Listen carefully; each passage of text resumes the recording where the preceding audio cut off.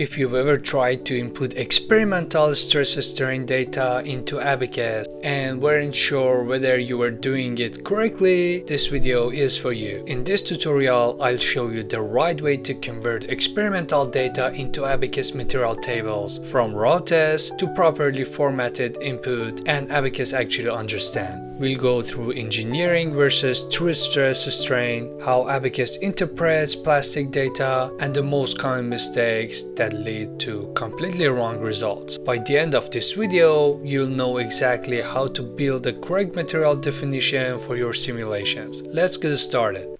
First, we need to know the differences between the engineering and true stresses. This image shows a typical ductile behavior of a material, and if you look at the red one, this is for engineering stress. And in engineering stress, we have the force over the initial area, and the engineering strength is the delta L, which is the change in the length of the sample over the initial length. So in this scenario, after necking or ultimate tensile strength, you can see a sharp drop in the stress, because if you look at this formula here, the initial area is constant and the force is increasing, so that the stress is dropping down. But in the true stress, it's force over the instantaneous area, and for the strain is delta L over instantaneous length. And if you take a look at the curve, you see that it is keep increasing even after the necking, because the force is increasing and the area is also decreasing, so that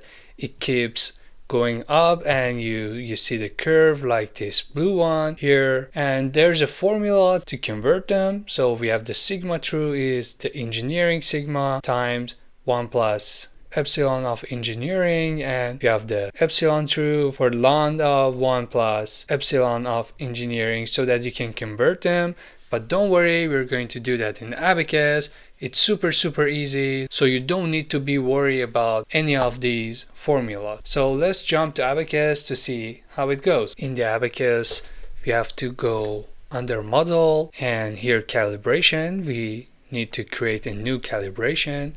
I would like to say calibration for example, and there's a sub menu here. We have a data set and we have a behaviors. So I want to click on data set here and right click and create. It might take a while. Then I have this sort of stress strain curve. I have the engineering one, so I'm going to insert here and paste.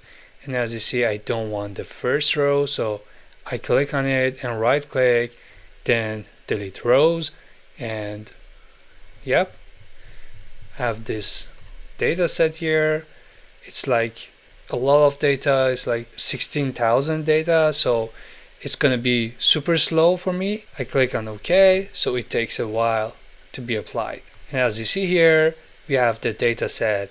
Here I can rename it as engineering stainless steel, or it's a steel. And yep, now we need to convert that. So I right click on this data set and click on process, so that here we have different options. We have convert, scale, smooth, and we can shift it.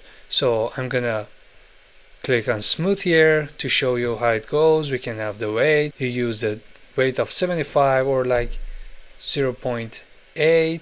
Then you can copy that here, like we can say smooth, and click on OK, so that we can smooth the graph a little. Then I want to click on process. We can also scale. Here we have the data set. We can have the force versus displacement. We can have axial strain or transverse strain, and we can do so many things here. But I just want to click on process here, and I want to convert the engineering stress into true stress. So click on convert and click on continue. So it says convert data from nominal to true form. So we need to rename this one. This is true dash steel smooth and we don't need the copy here. It's better to keep this smooth here. Okay, so I click on OK. Now we have engineering and we have true stress. Now the thing we need to do is to go to behavior. So right click on behavior and click on create. We have the behavior one. We can have elastic isotropic, we can have elastoplastic isotropic, or we can have hyperelasticity. But here, as you see, we have the elastic region and we have the plastic region, so it's better to put this on elastoplastic isotropic. If you're only dealing with the elastic region, you can put this on elastic, but I want to keep it on the plastic one. So we have the data set, we have different data sets, so it is very important to name them correctly. So I want to click on true stress, and this is what we have. We can calculate the ultimate point here very easily.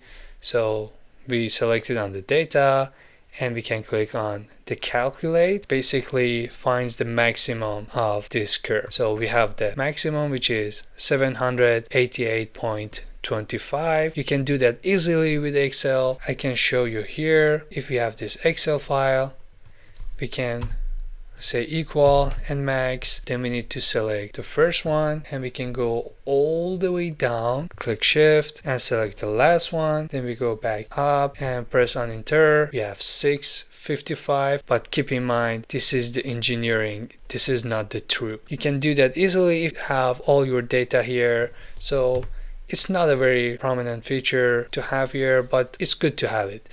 Then it's time to select the yield point. We select on this one. We need to select the yield point approximately. Let's select a wrong point like this one here. It takes a while, but it shows you the yield. As you see, it draws a straight line. You know that this is not the correct yield, but don't worry, you can change it. I want to select somewhere around here. So as you see here, this is still not correct, so let's select here and we should have these two lines coinciding each other, and yeah, this is okay. The elastic region is also a little bit off, so I'm not worried about that. This is just an example and it has educational purposes. We need to select the plastic points here. Right now we have only these 2 points. As you see here, this is 1 point and this is 1 point here, so we have these two, but we can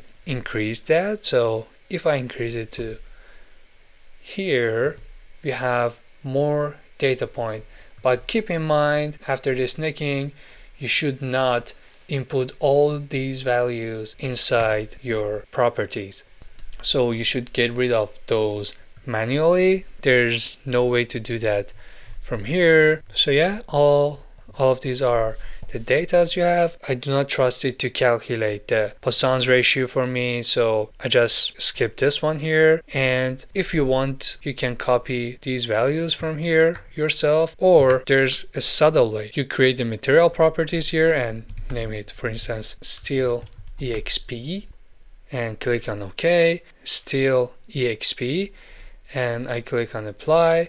And as you see here, it says calibration parameters have successfully mapped to a steel exp. And if I click on OK and I go back here, we have a steel exp and we have the Young's modulus. So as I say, it's a little bit off, so you need to put the correct value here, but I'm not worried about that. But what matters for us is these points, so we can keep track of this one. And as you see here, we have 777, and after that these 3 points are decreasing, so we need to delete this one because we're going to have an error if we don't input the correct values here. The materials must be in ascending order, so if you have those 3 data, you will encounter an error later. So yeah, that's for the materials properties, and that's it. I hope you enjoyed this video, and that's it. And that's it. I hope you enjoyed this video and now you learn how to deal with your stress strain curve data. It's time for your first simulation on tensile test. Click on the video on screen before it ends and I see you there. Stay tuned.